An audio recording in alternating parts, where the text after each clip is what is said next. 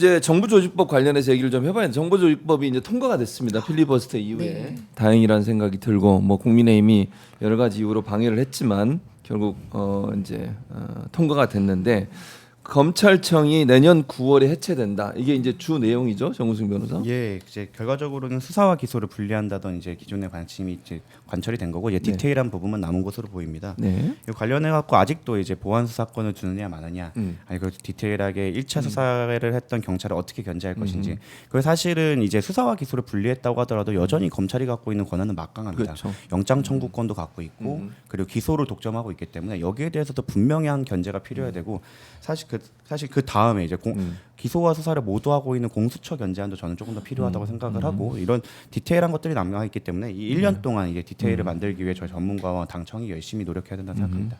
홍무님도 보시면서 어떤 느낌이 드셨어요? 통과된 거. 이제 드디어 통과가 됐고, 그리고 하여튼 많은 의원님들이 노력 끝에 이렇게 민주당 다 저쪽은 나갔지만 필리버스터를 하고 나갔지만 네. 예, 통과가 돼서 너무 다행이지만 그 검찰 그 정부조직법에 보면은 네. 이제 요 부분만 아마 유예가 1년 딱 시행일이 되더라고요.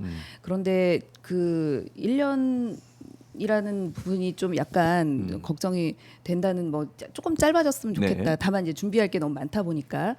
그리고 제가 저희 김용민 의원님하고 좀 대화를 해봤는데, 네. 김용민 의원님 입장에서는 이게 1년을 존속하고 계속 있으니까 이제 공소청이 어떻게 구성되느냐에 따라서 좀 약간 검찰청이 그대로 가는 거 아니야? 막 이런 걱정이 또 있더라고요. 폐지를 좀 명확하게 더 했어야 된다. 뭐 이런 부분도 있고.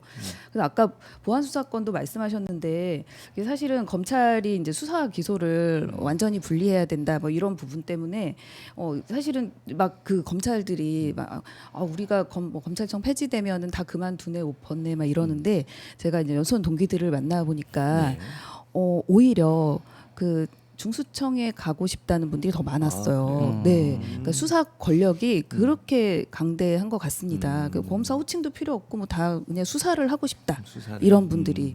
그래서 뭐라도 좀 남겨놓으면 결국에는 기소와 수사가 분리가 안 될 것 같은 걱정이 있어서 공소청 이 법을 이제부터 후속 조치를 좀 철저하게 해야 되겠다, 이런 생각이 들었어요. 네. 강선필 부대변인. 저는 이제 네. 확실히 네. 우리가 이제 국회에서 저 일을 하다 보면 검찰청 폐지 말고도 사실 사회적으로 변화를 해야 되는 법안들이 많이 있습니다. 근데 그 법안들이 하루 이틀 사이에 절대로 변화지기가 어려워요. 이제 우리가 여론이라는 것을 신경을 써야 되기 때문에. 하지만 어떤 사건을 계기로 그 물살이 확 타가지고 정의가 실현이 된다는 걸 제가 몇 번 봤거든요. 그런 차원에서 이 윤석열이라는 이 정말 대한민국을 망가뜨리려고 했던 잘못된 지도자 한 명 때문에 어떻게 보면 이 그동안 수건 사업이었던 이 검찰청 폐지가 일거에 국민의 여론을 타고 저희가 이뤄낼 수 있었다라고 생각을 하고, 네. 지금도 국민의힘에서는 뭐 수사와 기소를 분리하는 게 안 된다, 뭐 검찰청 폐지하는 게 뭐 위헌이다, 이런 얘기 하는데 제가 특히 나경원 의원에게 네. 두 가지를 물어보고 싶어요. 어떤 최근에만 하더라도 패스트트랙 관련해가지고 구형 2년 받았잖아요. 그렇죠. 그러니까 뭐라고 했냐면 검찰의 정치적인 기소라고 했어요. 그러니까 우리가 없애준다는 거예요. 검찰 본인이 말을 하고 있잖아요. 정치적이다. 그래 맞다. 그래 우리가 없애주겠다. 그러니까 또 쩝 하는 거 아니겠습니까? 그리고 이제 6년 전에도 아니 자유한국당 시절에도 검찰하고 이 검찰의 수사 기소 분리해야 된다. 주구장창 외쳤더라고요. 요즘 계속 잘로 돌고 있습니다.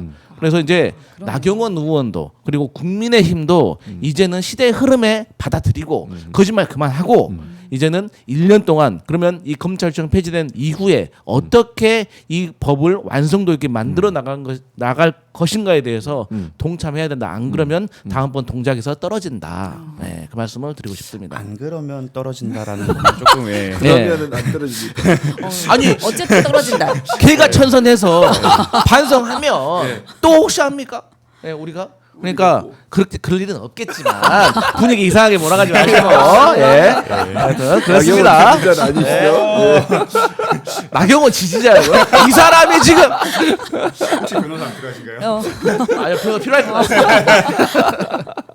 알겠습니다. 네. 자, 그래서 어제 본회의에서 또 이 오마이 TV가 특종을 잡았습니다. 네. 진짜 이게 대단하다. 많이 이제 알려지고 있는데 네. 그 경상도 지역이죠. 산불 때문에 피해를 많이 당해서 거기 지원하는 법률안, 네. 산불 지원하는 특별법 네. 표결 과정에서 발언이 하나 나왔습니다. 그렇죠. 발언이 나왔는데 뭐 본인이 직접 이건 이제 인정을 했으니까 아. 김정재 의원이죠. 포항을 네, 네, 지역구로 네. 두고 네. 있는 김정재 의원이 네. 본인이 했다고 얘기를 했고 호남에는 불 안 나나라는 발언을 한 게 논란이 되고 있는데 자 일단 호남 출신 저도 호남 출신이 하긴 합니다만 네. 호남에 불 안 나나 이 발언 네.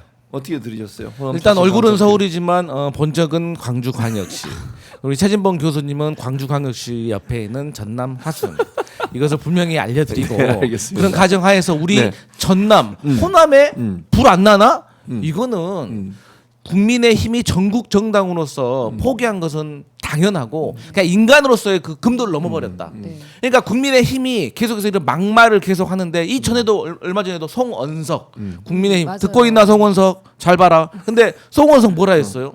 아니 우리가 노상원 수첩에 따르면 1급 수고 대상이어서 죽을 수도 있었다라는 정청래 대표의 발언에 차라리 그렇게 됐으면 좋겠다. 이런 막말을 한 거 아니에요. 너 죽으라는 거 아니에요. 마찬가지로 그런 취지로 김정재 의원도 지금 불나라는 거예요. 네. 이게 말입니까?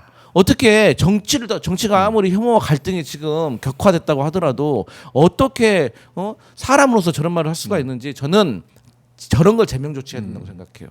맞아요. 맞아요. 정우승 변호사 어떻게 들으셨어요? 저는 그 국민의힘 자체가 문화지체 형상을 겪고 있는 것 같다. 이게 이 30년 전이어서 뭐 방송이 뭐 딜레이가 되거나 아니면 이게 다 밀실에서 진행될 때면 모르겠는데 지금 모두가 유튜브로 그거를 생방송으로 보고 있는 현장에서 저걸 한다. 그리고 그거에 대해서 어떠한 문제 의식 갖지 않고 다 같이 막 낄낄거리지 않습니까? 이거 자체가 옆에서 국민의힘이 참 2025년에 살고 있는 게 맞나? 거기에 대해서는 좀 진짜 문화지체 현상을 겪고 있어서 이 부분에 대해서 시대적 소임을 다했으면 물러나는 게 맞다라는 생각이 좀 들고 또 사실 이게 맥락도 좀 안 맞는 부분이 있습니다. 경북이랑 그쪽을 지원하겠다는 법안인데 거기서 왜 무맥락스럽게 호남에는 불 안 나냐라는 말을 한 것 자체도 사실 맥락도 안 맞고 거기에 그런 발언 자체도 되게 부적절할 뿐만 아니라 그거를 마음속으로는 그럴 수 있어요.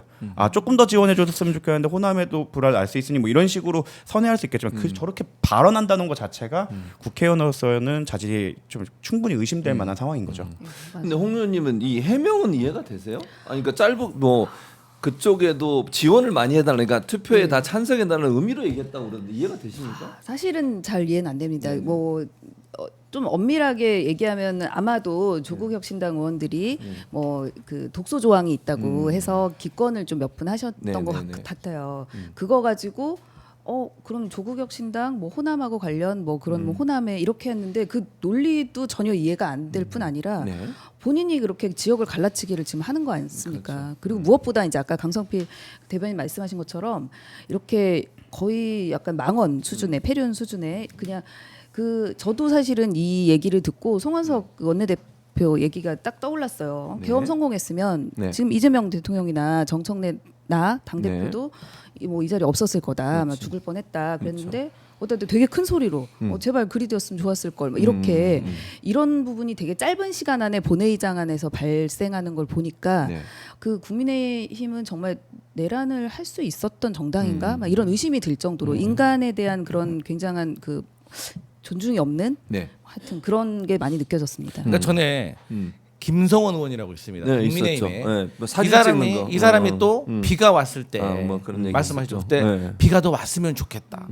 이거는 개념이 없는 말이거든요. 그러니까 그거하고 전 똑같다고 봐요. 그러니까 호남에는 불 안 나나라고 했는데 사실 불 안 나나? 저는 그렇게 뭔가 바라는 듯한 저는 그런 느낌을 받았어요. 근데 본인은 아니라고 하겠지만 우리 교수님 아시죠? 네. 이 커뮤니케이션의 법칙이라는 게 있습니다. 오. 나는 박사예요, A를 박사. 오케이. 미국 박사. PhD from United States. 오케이. 땡큐. 근데 이게 할 말 까먹었죠. 아니, 커뮤니케이션. 근데 그 그 법칙이 뭐냐면 제가 이제 신방과 이제 그렇지. 예. 근데 이제 거기서 나온 게 뭐가 있냐면 나는 A를 말했지만 상대방이 B로 이해했다면 나는 A를 말한 게 아니라 B를 말한 거예요. 아주 중요한 논리입니다. 그러니까 그래 100번 양보해서 김정재 당신이 그런 뜻이 아니었다라고 하더라도 국민들이 보고 있는 국회 본회의장 안에서 그러면 생각을 해가지고 신중하게 말을 했었어야죠. 오해받지 않도록. 오해한 사람을 비난하면 안 됩니다. 그래서 김정재 빨리 사과하면 사과할수록 그나마 욕 덜 먹는다. 예. 저는 오해라고 하지만 제 형사 전문으로 활동하면서 또 형사소송법 교수이기도 합니다. 네. 그 교수가 양옆에 불편하네. 예. 이랬을 때 저희는 한마디로 정리하겠습니다. 이상 피의자 진술 잘 들었습니다. 아. 끝. 네. 그리고 끝. 예. 잘 들었고 네. 알겠고요. 예, 알겠습니다. 제명하는 게 맞겠죠. 예, 어떻게 멀리 안 해요? 나갑니다. 제명 요구. 네. 아니 홍 의원님 제명 요구 이제 민주당에서 한다고 하는데 네. 그렇게 해야 되겠죠? 해야죠. 어떻습니까? 예. 굉장히 반인륜적인 발언을 했으니까요. 네.